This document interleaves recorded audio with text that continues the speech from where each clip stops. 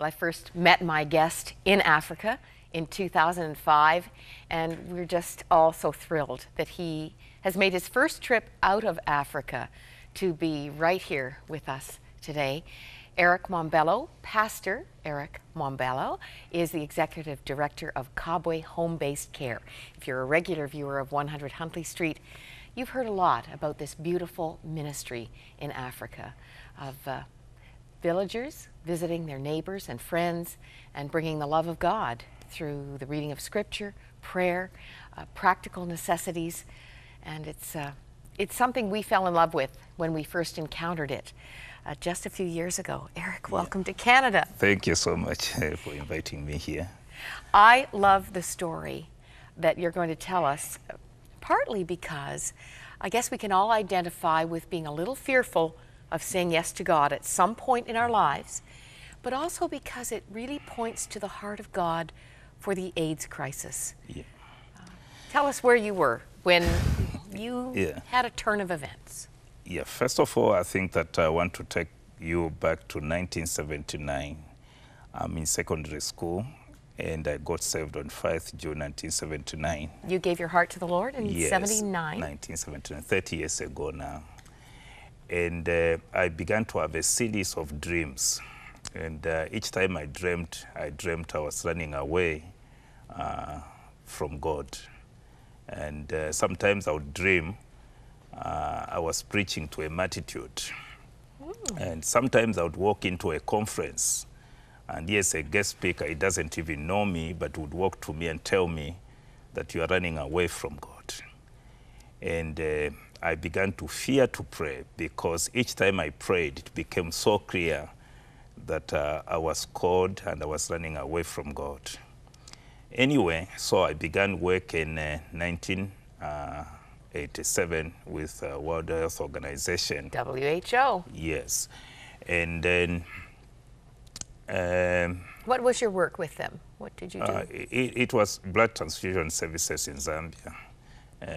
We were collecting blood samples and screening them for HIV, hepatitis. You were a medical technologist. Obviously, yes. So it was a good job. I was paid well.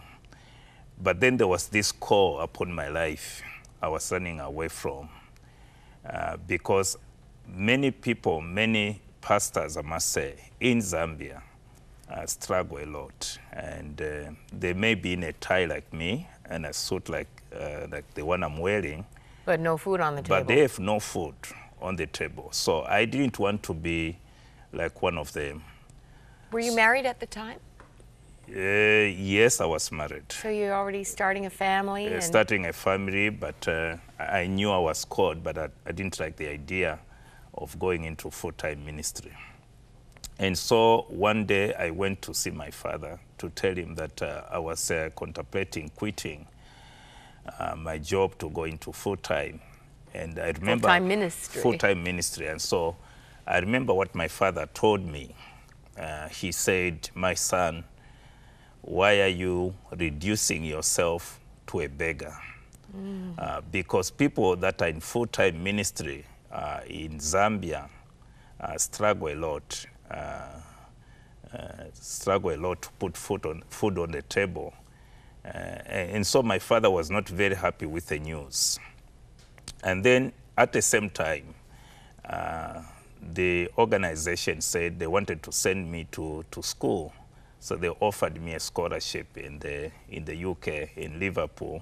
Oh, wow. To go and study there. A full scholarship. A full scholarship. So I was to leave Zambia and with my family to go and study there for 4 to 5 years. And that is a time I'm contemplating quitting. It was not easy. That's something I struggled with. And so one day my firstborn child was praying, and so he told me, "Daddy, why are you running away from the call of God?" He's a young boy. How young? He was by then about 10. And he's telling me, "Daddy, why are you running away from the call of God? God is calling you, better obey him." It was very touching, because I didn't know how to respond to a boy 10 years old telling me I'm running away from the call of God. Truly I was a Jonah running away. Anyway. Is that the first of your 4 boys? Yes, our firstborn. He's now 19. His name is? Joshua. Just as a little side note, this is the same son who, just before you left Zambia to come to Canada, had some very surprising news for you.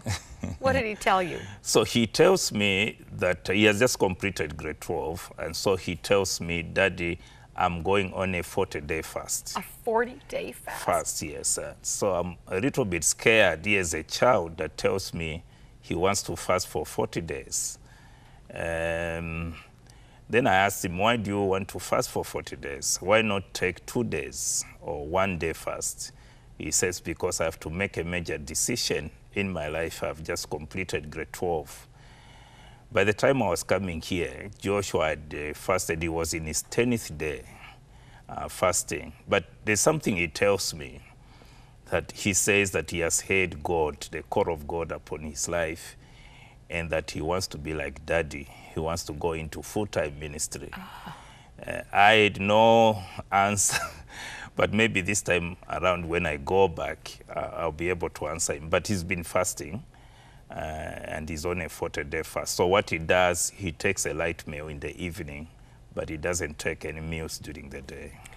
This is the same child who at, what, about 10? When he was 10, already hearing from God. He was always hearing from God, and he told me I was running away from God. At 10, now he's 19 years, and he wants to go into full-time.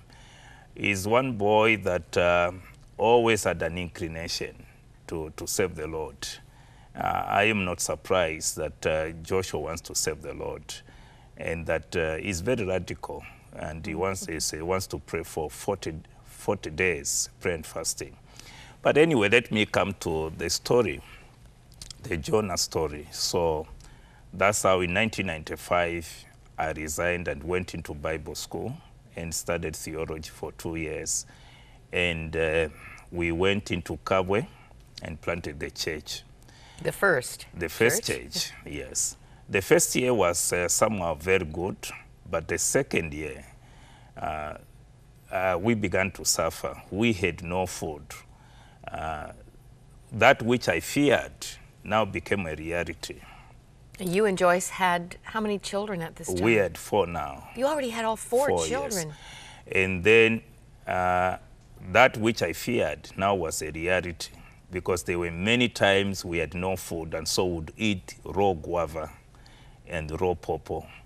Now, I love guava, but as a steady diet, this would be like manna. Yeah, and we took that for several months. And pawpaw is that Nshima?